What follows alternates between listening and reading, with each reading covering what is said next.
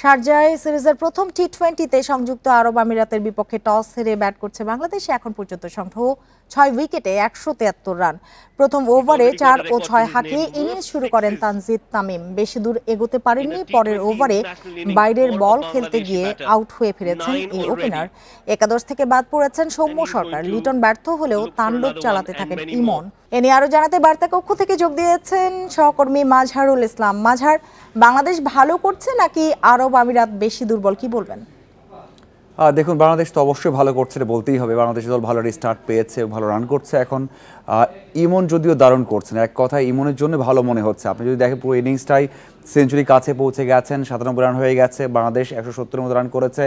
আমার মনে হয় দল হিসেবে একেবারে যে ভালো করা সেটা হয়নি, কারণ 100 রান যদি ইমনই করে থাকেন, বাকি যে রানগুলো সেটা কিন্তু এসে যাচ্ছে বাকি 6 জন ব্যাটসম্যানের কাছ থেকে। আপনি দেখেন ব্যর্থ হয়েছেন সেখানে জুনিয়র তামিম, সেখানে ব্যর্থ হয়েছে আপনি বলতে পারেন যে লিটন দাস, সেখানে ব্যর্থ হয়েছেন মাহেদি, এবং সেখানে কিছু রান করেছেন হৃদয় এবং কিছু রান করেছেন সেখানে জাকের। কিন্তু একেবারে যে আপনি বলতে পারেন যে এই দলটা দল হয়ে খেলছে এবং অনেক রান করছে, সেটা বলা যাবে না। তবে এখন পর্যন্ত দল হিসেবে ভালো করছে ইমনের কারণে।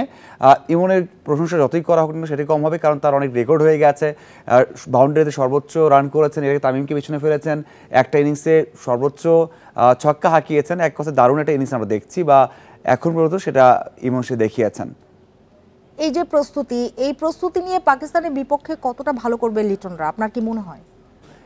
দেখুন, এখানে অবশ্যই একটা ডিফারেন্স আছে। আপনি যে উইকেটটা দেখছেন, উইকেটটা অনেক ব্যাটিং ফ্রেন্ডলি উইকেট, এবং যেই বাউন্ডারিতে খেলা হচ্ছে এটা ছোট বাউন্ডারি। আপনি দেখেন কিছু শট একে পারফেক্ট টাইমিং না হওয়ার পরেও কিন্তু সেটা 6 হয়ে গেছে।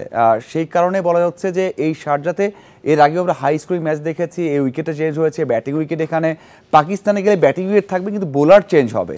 যে বোলাররা এখানে বল করছে তার থেকে অনেক অনেক ভালো বোলাররা সেখানে থাকবে, ওয়ার্ল্ডের বেস্ট বোলাররা থাকবেন। তো সেখানে অবশ্যই চার্জ এখান থেকে আত্মবিশ্বাস পাওয়া যাবে, কিন্তু এই রকমই যে খেলবেন সেটা বলা কঠিন হয়ে যাবে। অবশ্যই বাংলাদেশ দলকে আরও বেশি ভালো করতে হবে, আরও বেশি কনসেন্ট্রেশন দিতে হবে, তাহলে হয়তো বা সেখানে ভালো করতে পারবে। তবে এখানে যারা রান করবেন তারা অবশ্যই আত্মবিশ্বাস পাবেন।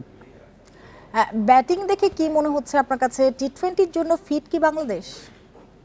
এখন পর্যন্ত মনে হচ্ছে আমি একটু বলবো যে লিটন দাস এবং জুনিয়র তামিম যে ব্যাট করেছে সেটা আরও ভালো হতে পারতো। জুনিয়র তামিম 10 রান করেছেন, একটা 4-6 হাঁকিয়েছেন, পরে 7টা বল দিয়েছেন ডট। বাকিরাও মনে হয়নি যে ইমনের মতো ব্যাট করতে পেরেছেন। তারপরেও বলবো যেটা হয়েছে সেটা অবশ্যই ভালো। এখানে যেহেতু অনেকদিন পরে বাংলাদেশ দল খেলছে, এখান থেকে আত্মবিশ্বাস পাবে। এই ম্যাচটা জয় পেলে অবশ্যই যে বিষয়গুলো ভুল হচ্ছে সেখান থেকে শিক্ষা নিতে পারবে, এবং সামনে অবশ্যই আরও বেশি টি-20 সুযোগ খেলতে পারবে। যে পরিকল্পনা ছিল সেই অনুযায়ী মাঠে বাস্তবায়ন হয়েছে বলে মনে হয় আপনার কাছে, বা হচ্ছে? অবশ্যই অবশ্যই এখন পর্যন্ত হচ্ছে। যদিও বাংলাদেশের বোলাররা বল করলে আরও বোঝা যাবে উইকেট এবং কন্ডিশন অনুযায়ী, তারপরেও ব্যাটিং যে পরিকল্পনাটা আমার মনে হয় 210 এবং 220-এর মধ্যে রান করতে পারলে এটা অবশ্যই সাকসেসফুল একটা ইনিংস বলতেই হবে। মাজহারুল ইসলাম, আপনাকে অনেক ধন্যবাদ আমাদের সাথে যোগ দেওয়ার জন্য।